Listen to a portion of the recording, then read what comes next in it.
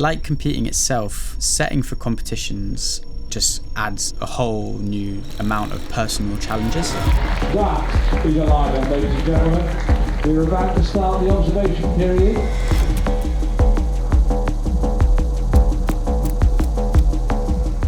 The unique position you're in is that you get to dictate the climber's movement. You sort of create these spectacles, these shows, both for them to show their best versions of their climbing and also for the crowd to enjoy. Come on, Shauna.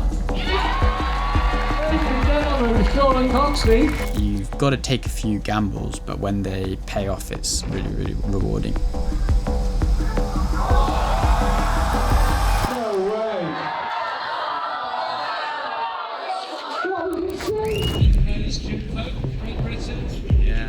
Not on a rope today. Big Jim. Giving it the alley to start. There we go. All 4 points in control. Lucy on women's 2. Quick with the doubles. Jim loves a good grip slope, so let's see how he gets on here. It's probably on the smaller side, so he might fit in the heel. Yeah. Here we go. Go on, Jim. Nice, Jim. Come on. Give it the flash. Yes, mate. Yeah. All right. Here we go, Jim. The QIF is the Climbworks International Festival. Used to be the Climbworks International Masters, and yeah, it's been going on for 20 years. And I guess originally it was one of the few pre-season competitions where athletes could come and get some comp practice before the World Cup season. So a lot of people used it after the winter's training to kind of come and check in on their form, see maybe what they needed to work on a little bit, and just use it as like a comp to kind of dust off the cobwebs a bit. I'm not actually sure how many years I've been coming to the QIF. I've probably competed in them since I was 16, I imagine. So that's at least 10 years. This was the first year I haven't done it. And then I probably came and watched 3 or 4 before I was able to compete. I used to come up from London to Sheffield for the weekend. I would just kind of be around loitering, pestering everyone, watching the competition. And because I knew a couple of the route setters from down south, like Longy and people, I'd often just give them a hand with like packing up the boulders in between semis and finals. Even though I wasn't competing, I was quite involved and used to, it's been a long time that I've been there. It was really nice and felt like a bit of a full circle moment to be setting for the last one, because I'd always wanted to set at it, but I'd never really thought of it actually stopping. A few years ago, Percy asked if I wanted to set, but at the time I was still really interested in competing. Then last year I asked if I could set again, and Percy gave me a hard no. And then this year he asked if I fancied it, and as it would be the last opportunity where I'd get to set, I was like, it wasn't a question of whether I would or wouldn't. The setting approach for QIF has changed quite a bit. Initially, it used to be Percy, Jason, Longy, Rob Napier, James Cassidy used to do it quite a bit. And these guys would set all of the qualies, all of the semis, and then all of the finals in 2 days. And then as the kind of standard has progressed a bit, they've sort of split that load a bit. So this year it was the same like original crew who were setting qualifiers, and then for the semis and finals, Max Ayrton was the chief. Then he had Ewan McFadden, Alice Thompson and myself helping him out. We started setting with the finals, so we set those on Thursday. 4 boulders for the men and 4 boulders for the women. And we all set 1 each for each category. We sort of had a bit of a brief. We'd just tape up on the wall kind of what style we wanted the boulder to be. So whether it was like weird, powerful and technical, just powerful, coordination, and then we'd set to that style. I guess all of the boulders we were really collaborative on. It wasn't kind of like, I just set this or someone just set that. We kind of bounced a lot of ideas off of each other. Max works at Contact and he shapes a lot of holds, and he had a new set of volumes and holds that I hadn't used, that probably no one had used before. So I was really keen to use those. He'd made these really nice volumes that were like half fiberglass and half plywood, so they had quite wavy features, but then on the flat panels you could still use them like volumes and screw holds onto them really well. And I kind of used those along with the change in wall angles on that bit of wall to like tessellate them and interlock them to make sort of jams or like slots. And I kind of built that first and used that a bit of a core, and then finished the boulder around it.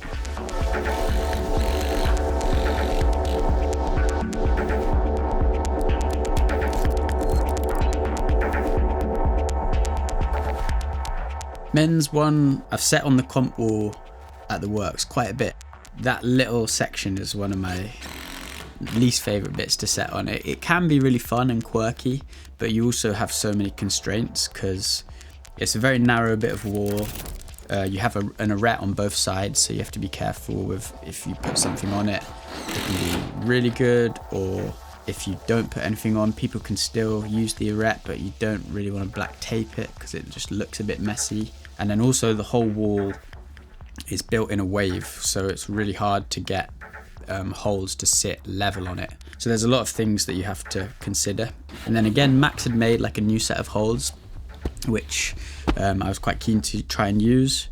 But on that wall angle, they were all either kind of really good or impossible to hold. There wasn't quite the like nice middle ground that I needed. So I sort of threw up this boulder, and then most of it just didn't really work. So took a bunch of it off, and then there were these new Rock City holds, which they're like thermoplastics, so they're really, really bendy, and they sort of warped around the bending panels, which helped a lot. So I sort of put those on as a core, and then I kind of moved it all around a little bit from there.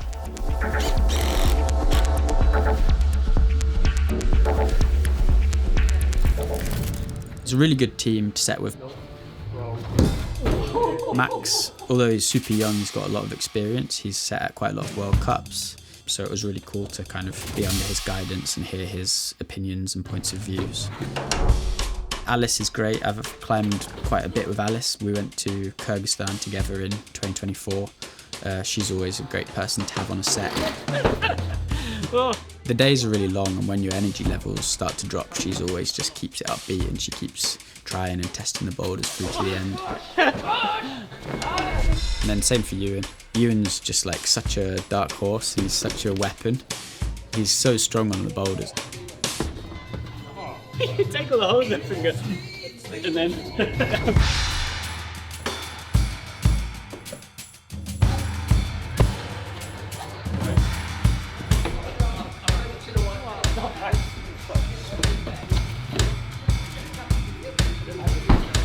That's the first coordination mirror in ages.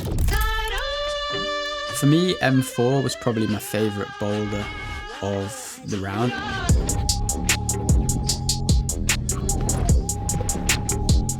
That one was a really tough one to test because you wanted them to get to the, I don't know what to call it, like a whirlwind, crazy unwind, but you also didn't want it to be a total gimme to get there. So it was a really fine line of making the start move tricky so that people would have a few attempts on that next move, but not making it too tricky that no one gets there. I had my right foot left and I was leg kicking like mad. Yeah. And then big pivot, and I think the right foot will probably stay up.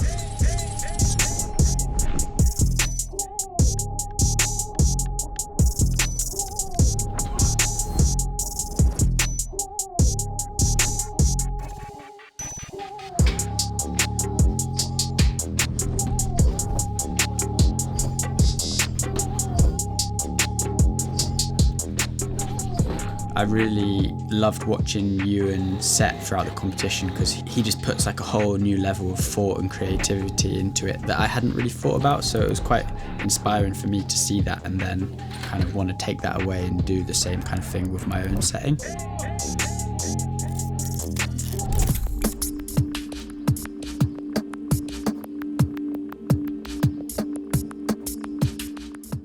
The time constraints for Quiff are really tough because you only have 2 days to set the semis and finals, which is okay if things go smoothly, but if boulders take quite a bit of work, all of a sudden you don't have much time at all.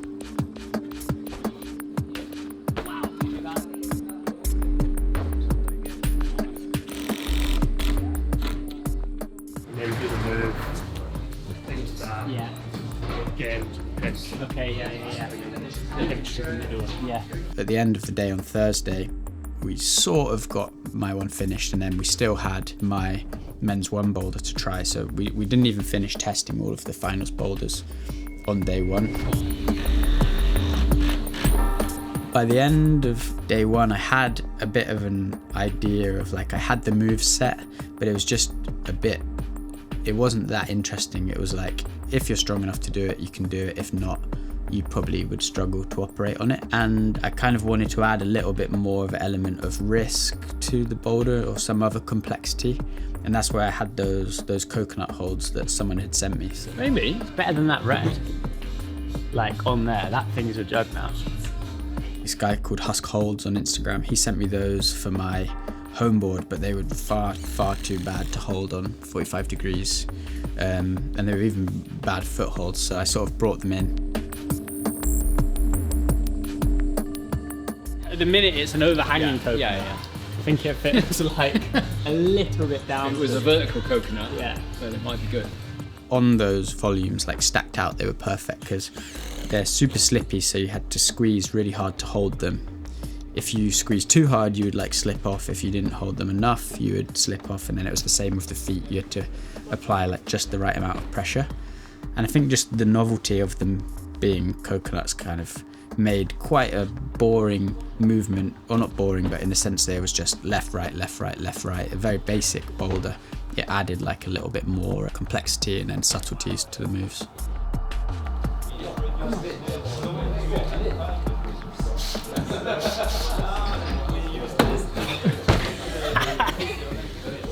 That's so good. It's so powerful.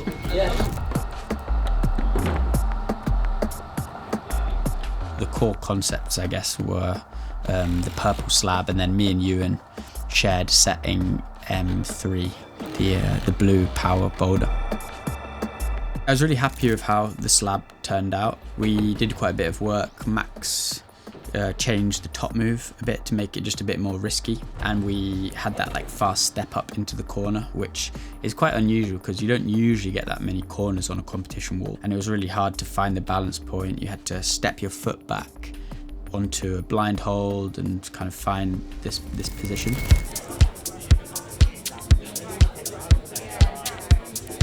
The style of quiff is quite unique, I think. So the qualifying round is 30 boulders, which is a lot of climbing over 3 sessions. You've got the morning session, midday, and then an evening session, which is a bit more fun, and they add some other challenges in. And it's always pretty hectic in those qualifying sessions because you've only got 3 hours to climb the 30 boulders and everyone's racing around them. Quiff's quite famous for this really technical qualifying style. I guess, yeah, 75% of the boulders in qualies will be slabs. There's nothing super hard, there's never something super easy. Everything is just in this middle band where it's all really, really droppable.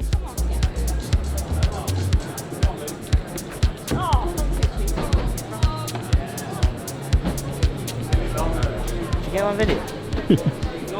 Climb Kai Harada. It's a little bit more anyone's game, and then once you're into the semis and the finals, it's almost a complete reverse because the competition wall at the Climbing Works is really, really steep, and all of a sudden you're back doing World Cup format on really burly boulders, so it's like a complete flip of styles.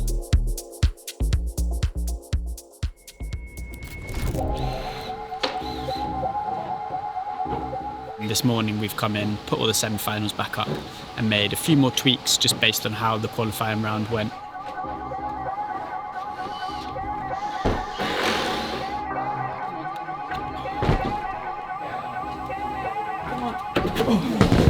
Oh, that's fine. Going into semis, I was really excited because I'd never been on that side of a competition before, and the pressure didn't feel as big for semis. You know, we knew the boulders were quite droppable and that they would get a split.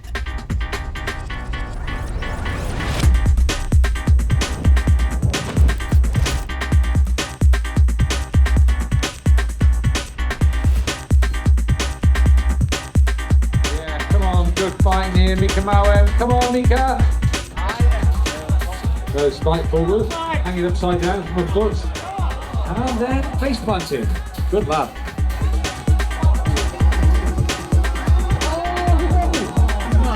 Yes. Come on, Spike.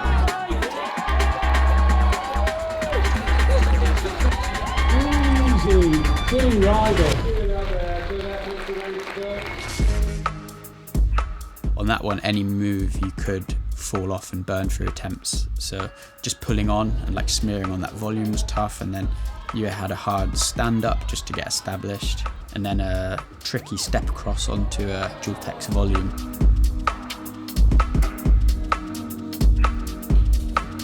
Wells with the starting moves.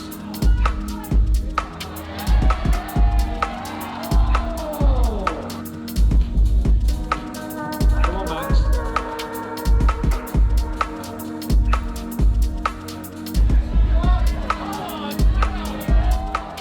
Even if there are a lot of tops, if people are burning through attempts, you're less likely to have people tying.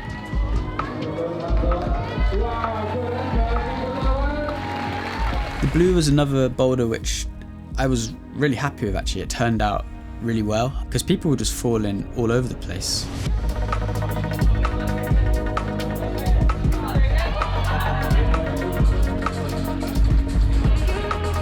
Max Mill looking strong here. Some of the younger guys were just floating through those moves, making it look so easy, and then were struggling to like use the toe hook, or some people were falling, just struggling to like swing on those two bad holds on the volume. Each move had sort of a droppable component to it that kind of kept it tricky throughout the boulder.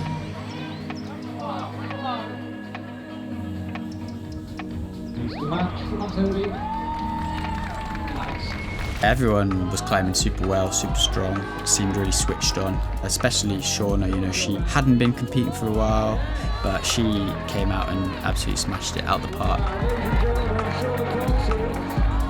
Come on, Shauna.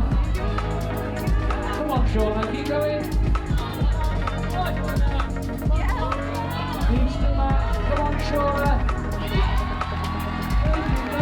Shauna can't see. What's that? Is it easy, that one? After the semis, I guess our main conclusion was that we just thought we needed to make all of the finals a little bit trickier for both the men's and the women's. The one I had set for the women was quite like basic power. It wasn't too difficult. And in hindsight, maybe it would have been better to leave it on the easier side and just kind of use it as a boulder to get everyone going in the finals a bit, get some people up some climbs. Instead, I made it quite a bit trickier. I sort of made a foothold worse. I used the volume to then slot the hand to make the pull on and the start a bit harder and less cheatable.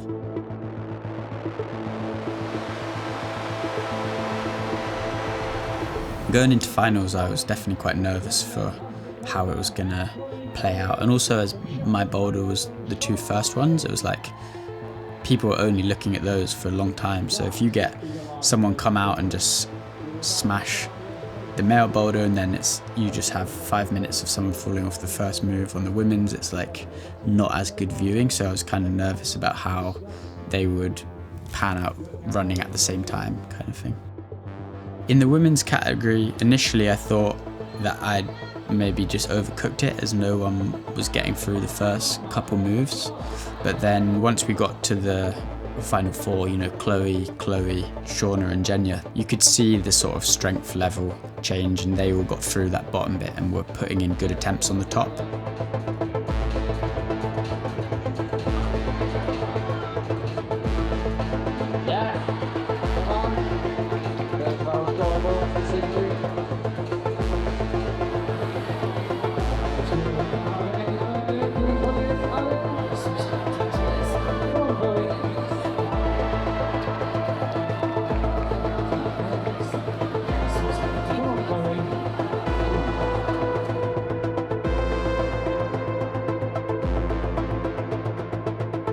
Close that down.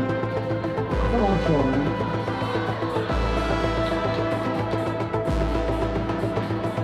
Really well as well. Really come on at it. Come on, Ray. Come back. Come back. Come back. Yeah. Come on, Ray. Come back. Come on, Ray. Yeah. Right. Turn your attention, Shauna Coxey. Shauna. Come on, Shauna. You can do this time. Come on, sweet. Yes. Oh, no, you could not get any closer, ladies and gentlemen. Shauna Coxey.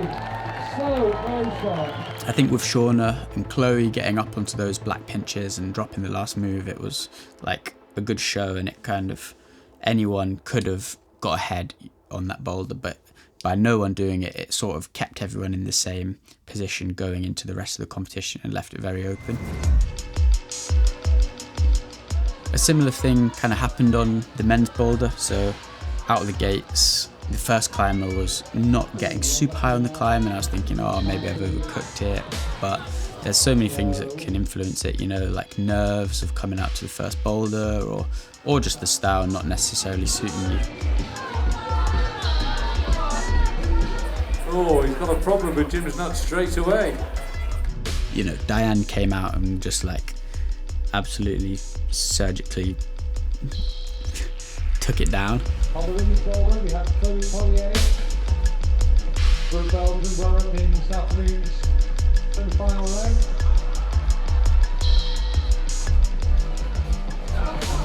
Diane's strength would appear to be strength.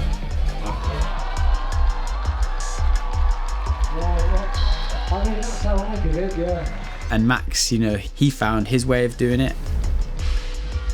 He skipped out the top 2 coconuts by going up the arête, and we knew that that'd be an option because that wall kind of can climb like that, but we tried that a lot.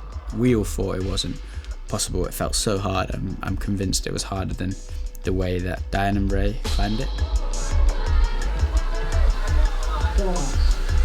Come on, Max. Come on, Max. What's he gonna do?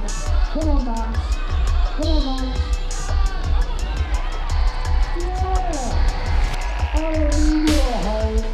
Come on, Ray. Come on, everyone. Come back. Yes. He's still Ray, come back. Come on, Ray. Yay! Alice's slab boulder for the women's was great because it had a few quick tops. Some people topped it like right on the buzzer, and some people didn't top it, so it kind of split the field really nicely. And those slabs, they're great because the volumes are very droppable, and I think the style for a long time was lots of smearing on volumes, and then it went back to being more like standing on jibs, and then it was nice to go back to a climb where it was sort of getting them out their comfort zone. Especially with that mantle. It's quite an outdoorsy move, so not many indoor climbers do weird technical mantles that much.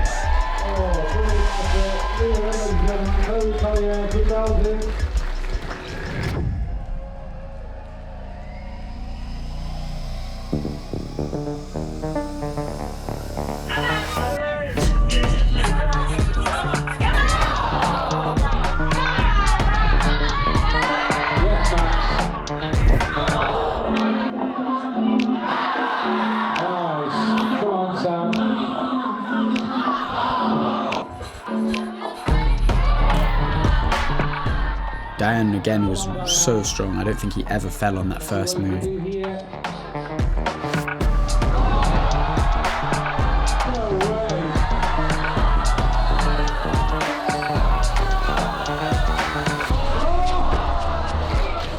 But didn't quite figure out that you could keep your feet on to do the sort of unwind. And they're the tricky things where in testing, when you've got loads of time, you try it for ages, you're bouncing ideas off of each other. We realised that we could keep our foot on, so we only ever tried it like that. Whereas Diane only ever tried campsing that move. And these things are just really hard to figure out when you're in competition. On Ray's last attempt, he was really close to doing M4.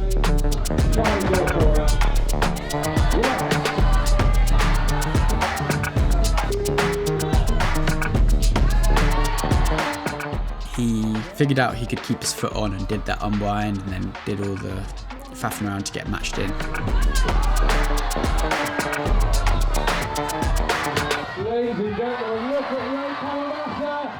And then he had a really close go on the paddle, but like didn't quite hit the top hold.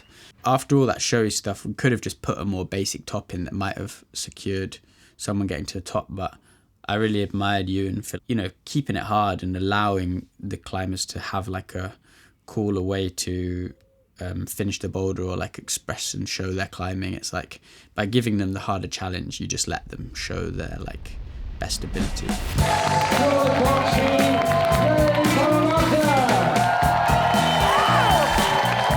I think overall the final was really good for both fields. I think it always helps being there present in the person because you've got Percy and Martin on the commentary, and like there's not many comps where you're being heckled by the commentator whilst you're climbing.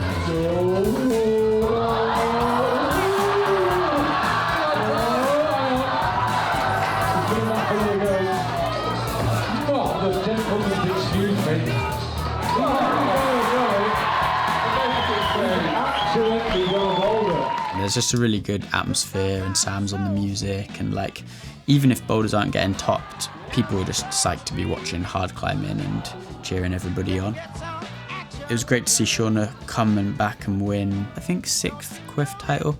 Former 5-time winner, now 6-time winner, Shauna Coxey, back from retirement,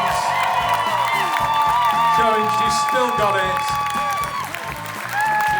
She's won the Quiff, she's got a box tomorrow. Unbelievable, what a jammy get. She was the most deserving over the weekend. She like smashed semis and then came and smashed the finals as well. It's sad to see the Quiff going, but I'm sure they'll put something else in its place. It's definitely not done for competitions at the Climbing Works. And I think it's just a huge achievement really for those guys to have put on such a good competition and kind of set the standard in a way for such a long time. For me, it was always my favourite competition to compete at. And then, I haven't done much setting, but just to be there, still being a part of it over the whole weekend was really cool. I've always really looked up to Percy and Rob and Adam and Jason and all those guys, so it was really nice to just be a part of it and help them out. Just seeing how that works and being part of it was really cool. Anyway, that's it for this year. The pub is open. I suggest you go.